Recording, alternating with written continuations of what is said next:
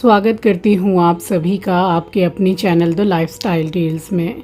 आप अपना इतना कीमती वक्त निकाल कर मुझसे मिलने आते हैं, व्लॉग देखने आते हैं, उसके लिए आप सभी का दिल से आभार प्रकट करती हूँ। सुबह का समय है, आप सभी को सुबह की राम राम जी, सुप्रभात, गुड मॉर्निंग। अभी काफ़ी कम समय हो रहा है और वैसे भी मैं सुबह जल्दी ही उठती हूँ और क्योंकि मुझे डीप क्लीनिंग करनी थी मंदिर की, तो और भी ज़्यादा जल्दी मैं उठी थी। तो बस यहाँ पर नहा के सीधी मंदिर में चली आई हूँ। और सबसे पहले अगर आपको डीप क्लीनिंग करनी है, इसका मतलब ये है कि मंदिर में जितने भी भगवान हैं आपने स्थापित कर रखे हैं, तो उनको आपको उनकी जगह से उठाना है और साफ़ सफाई करके धुला हुआ या फिर नया आसन बिछाकर तभी फिर उनको स्थापित भी करना है। तो सबसे पहले आप मंदिर में सफाई करने से पहले हाथ जोड़कर भगवान से आज्ञा मांगे कि हे ईश्वर, मैं मंदिर की पूरी साफ़ सफाई कर रही हूँ या करने जा रहा हूँ, तो अगर मुझसे इसमें कोई भूल चूक हो जाए तो मुझे क्षमा कर दीजिएगा। उनसे आज्ञा लेने के बाद ही भगवान को आप उनके स्थान से उठाइए।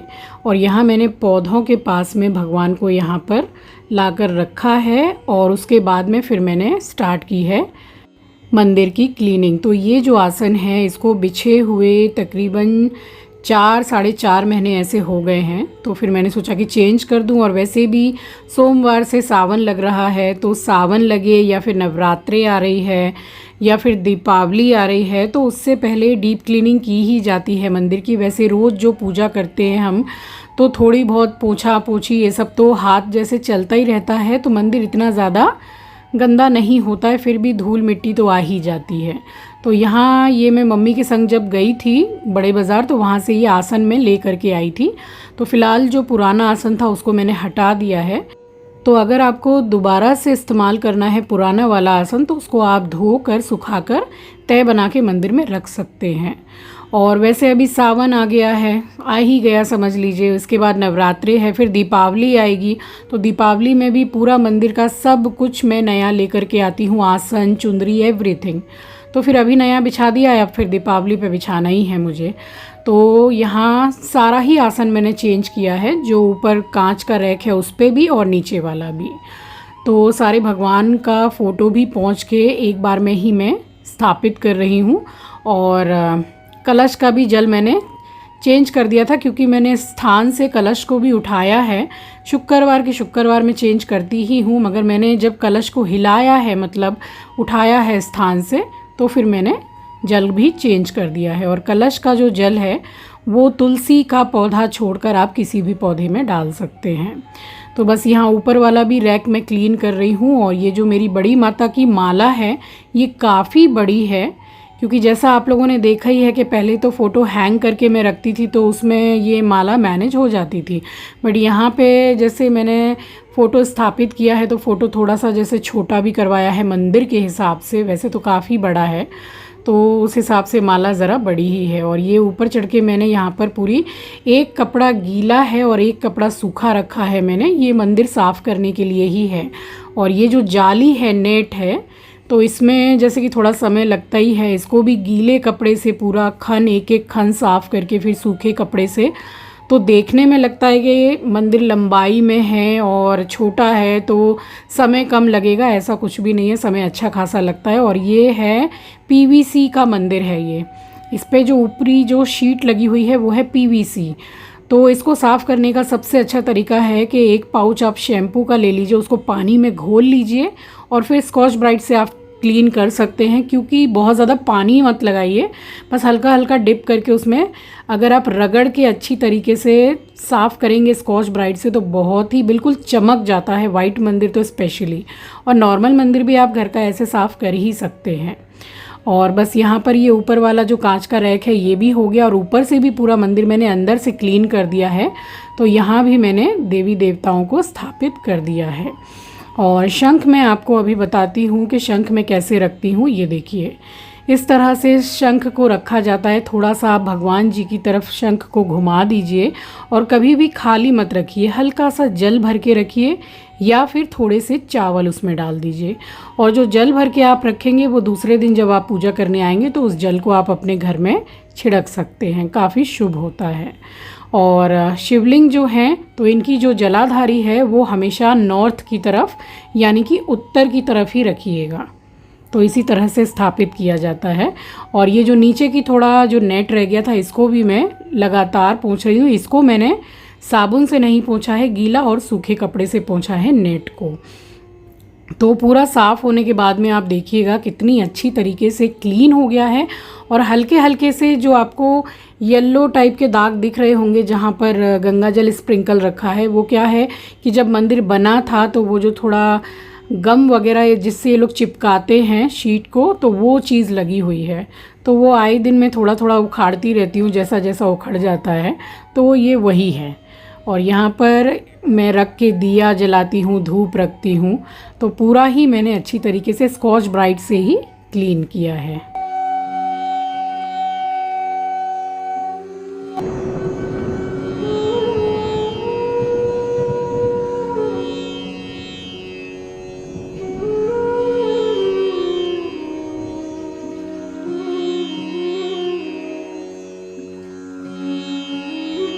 तो ये वाला पोर्शन भी काफ़ी अच्छी तरीके से क्लीन हो गया है। और इसके बाद में मैंने क्लीन किया है ड्रॉअर को। तो ड्रॉअर में मैं ये जो शीट आती है प्लास्टिक की आती है, और जो हम वार्डरोब में बिछाते हैं अलमारी में वो भी बिछा सकते हैं, बट एज सच मुझे ऐसी ज़रूरत नहीं पड़ती है, क्योंकि जैसे जैसे मैं सामान को उठाती हूँ वैसे ही वैसे मैं डब्बे जो भी उठाऊँ उसको मैं डायरेक्ट क्लीन करती हूँ गीले कपड़े से, और उसके बाद में उस जगह को भी मैं उसी कपड़े से क्लीन कर देती हूँ, तो सफाई बनी रहती है। अब इतना जो आपको दिख रहा है ये तो 2-4 दिन में हो ही जाता है।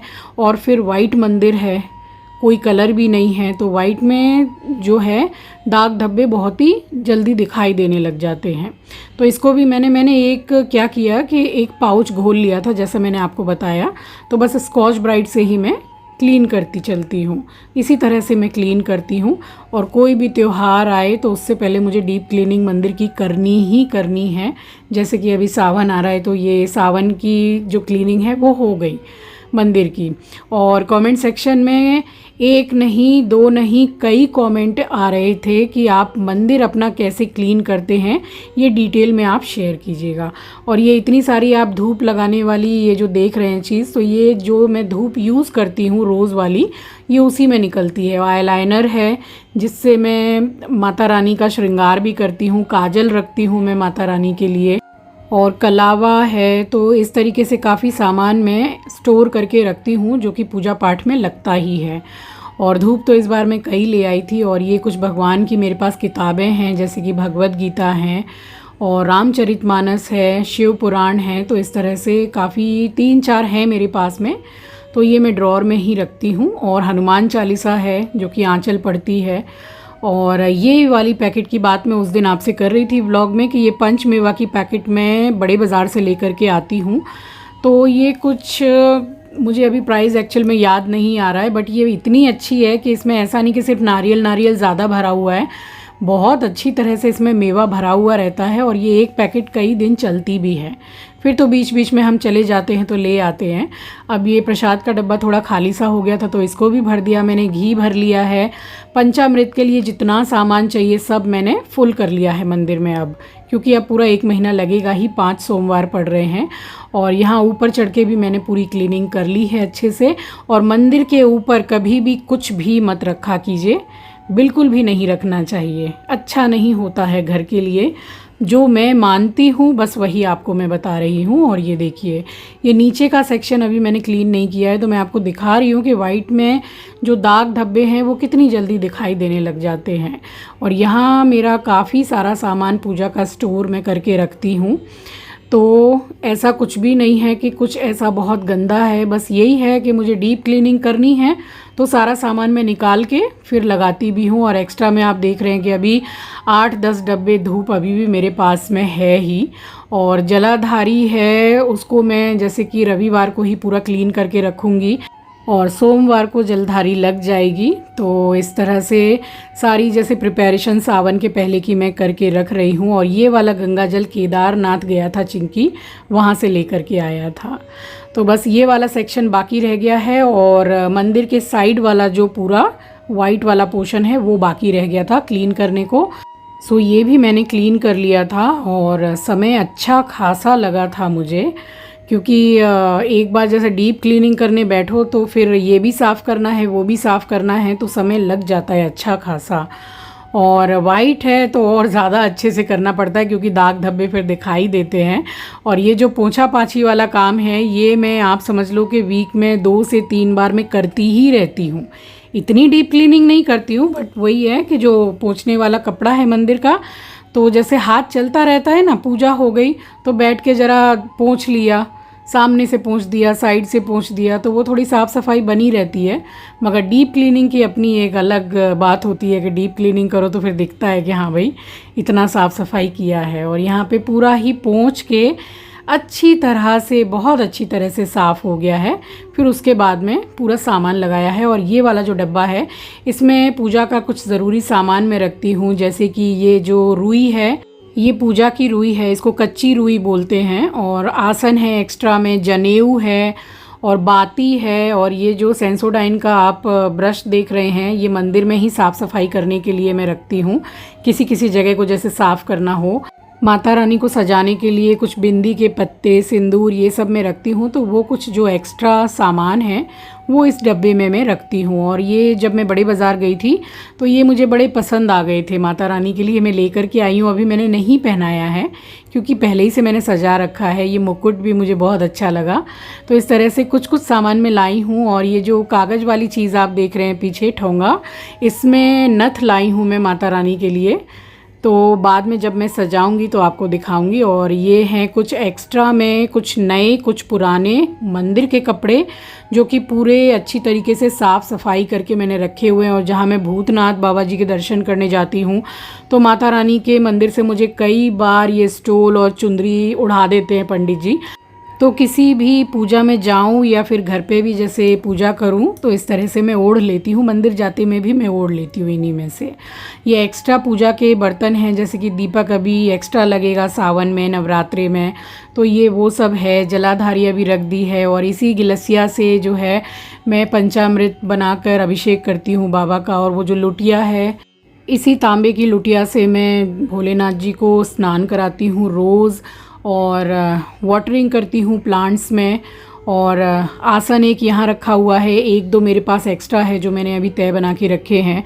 तो इस तरीके से अगर ऑर्गेनाइज़ करके रखते हैं, अरेंज करके रखते हैं तो सही रहता है। जैसे जैसे जिस सामान की ज़रूरत पड़ती है तो एकदम जगह पे मिल भी जाता है। तो ये वाला सेक्शन भी पूरा क्लीन हो गया था। और उसके बाद में फिर मंदिर के साइड वाला जो सेक्शन है इसको मैंने क्लीन किया है। और इसको क्लीन करने के बाद में फिर मैंने पूजा की है, तो मैं पूरा डिटेल में आपको पूरा दिखाऊंगी मंदिर अभी साफ़ करने के बाद में, कि देखिए इतनी देर लगी, देर भले ही लगी मगर बहुत अच्छी तरीके से क्लीन हो गया। और मंदिर इतने अच्छे से क्लीन हो जाता है तो एक बहुत ही संतुष्टि होती है कि चलो सब कुछ साफ़ सुथरा है। और सावन आने से पहले ये जो बड़ा काम है ये हो गया। तो इस तरह से मैं अपने वाइट मंदिर को पूरा मेंटेन करती हूँ। और नॉर्मल भी मंदिर हो, वाइट ना हो, तो इस तरह से आप साफ़ सुथरा करके रख सकते हैं। और कहते हैं कि मंदिर को साफ़ सुथरा रखने से, सारी चीज़ें जगह पे सही से रखने से, ऑर्गेनाइज रखने से आपके जो ग्रह हैं वो बहुत सही रहते हैं, ऐसा मेरा मानना है। और साफ़ सफाई रखने में कोई बुराई नहीं है।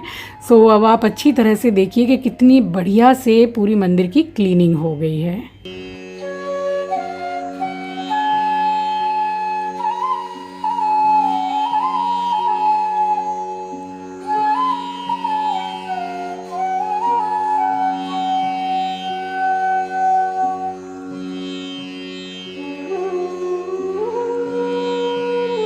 सो चलिए इस व्लॉग को मैं यहीं एंड करती हूँ। मिलूँगी आपसे नेक्स्ट व्लॉग में। नए हैं तो सब्सक्राइब कर लीजिएगा, शेयर करना मत भूलिएगा।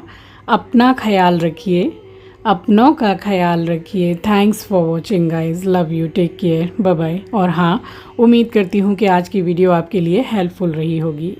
हर हर महादेव।